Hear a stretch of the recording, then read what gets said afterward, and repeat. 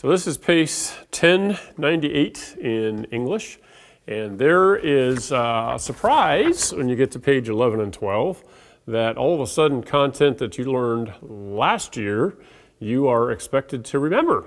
So let's do a quick oral review of these, and then when we get to this page and there's 8 noun functions, let's review which ones you probably know easily and which ones we need to work on a little bit. All right, let's go through a lesson here real quick. If you have the English handbook, and if you don't have that, you can go to pacesuccess.net and you can download it from the English page. But on page 13 here or so, it says nouns can function in 8 different ways, and then they're all summarized on one page and a description of each. Now, if you go back through the pace here, they do talk about them a little bit, each one, and each page you're only doing 1 or 2 of these noun functions, and then all of a sudden we get to page 11 and 12, and we have to know all 9 of them, find all the nouns and label them all, and that can be kind of challenging, okay? So let's talk about a quick way of reviewing these and making sure we know them. Usually when I ask students of these, subject, predicate, nominative, indirect object, etc., which ones are the easiest? Which ones do you just know without thinking about it? And the first one that most students say is the subject. That's the easiest, okay? Another one that's usually really easy is the object of the preposition, okay? So, and most students in the PACES have memorized the prepositions, and actually that's also back here on page 9. There's a list of prepositions, and we get used to putting parentheses around the prepositional phrases. So once you've put all the prepositional phrases in parentheses, then the last noun at the end of that will be the object of the preposition. So that is another easy function of a noun. Then looking at these direct object, that tends to be pretty easy, but let's come back to that. The direct address, okay?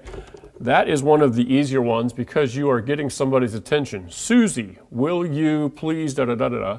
And so you have the name, comma, all right? Students, put your pencils down. So when you're getting somebody's attention and it's separated by a comma, that is noun of direct address. So that's usually pretty easy to find. Similar to that is the appositive. That's also set off with commas.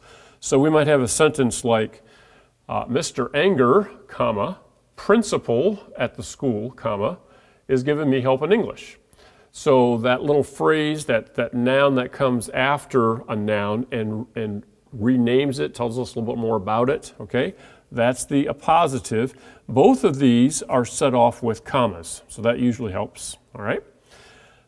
Then the other one that should be pretty easy is predicate nominative. And you say, well, I didn't think that was an easy one. Let me give you a clue. Predicate nominative always, I love always things in English because they don't happen very often, always follows a linking verb. And it's the only one that follows a linking verb, okay? So if you can identify that the verb, which is the key word in the sentence, if that is a linking verb, then you know that the noun that comes after it is the predicate nominative, all right? So there will also be a subject, in that sentence. So those are the ones that are pretty easy. Let's now talk about the 3 that tend to be, let's see, 1, 2, 3, 4, 5. Yes, we have 3 that could be confusing. Let's talk first about the direct object, okay, then the indirect object, and then the objective complement. Every sentence that has an action verb, not every sentence, but most sentences will have a direct object, okay? So we might say something like, Racer finished his test. So test is the direct object. Susie ate her lunch. So lunch is the direct object. It's the thing Susie ate. So that one actually tends to be fairly easy. The objective complement is the one that's not quite as easy. It comes between the subject and the direct object. All right? And there will always be a direct object if there is an indirect object. You can't have an indirect object without also having a direct object. So I always think of the indirect object as kind of getting in the way, all right? So think of a sentence like, Mr. Anger gave Hudson a demerit. Now think about what Mr. Anger gave. He actually gave the demerit, so that's the direct object. But he gave Hudson. Now if you stop with the word Hudson, Mr. Anger gave Hudson, that doesn't really make sense, you know, because he didn't pick up Hudson and give him to somebody. He gave the demerit to Hudson, okay? So if we could actually insert the word to or for in front of the noun, and then we still have a direct object after it, that's a good signal that it is an indirect object, all right?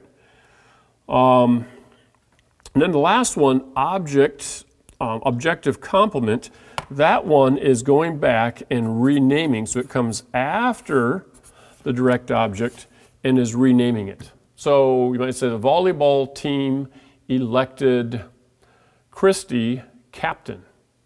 So Christy is the direct object. They elected Christy, but then you have captain coming after that, also a noun. And I always think here as well, you could insert the words to be in front of the objective complement. So the volleyball team elected Christy to be captain. So if you knock these 5 off and say, okay, I know those 5.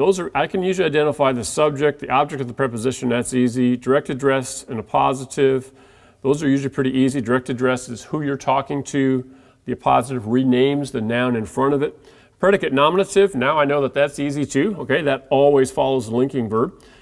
And if you go through a page like either of these, and the same thing's going to happen on your checkup and self-test, and just find all the subjects first. Then go through and find all the, all the easy ones. Get those out of the way so that you're not constantly thinking about all 8.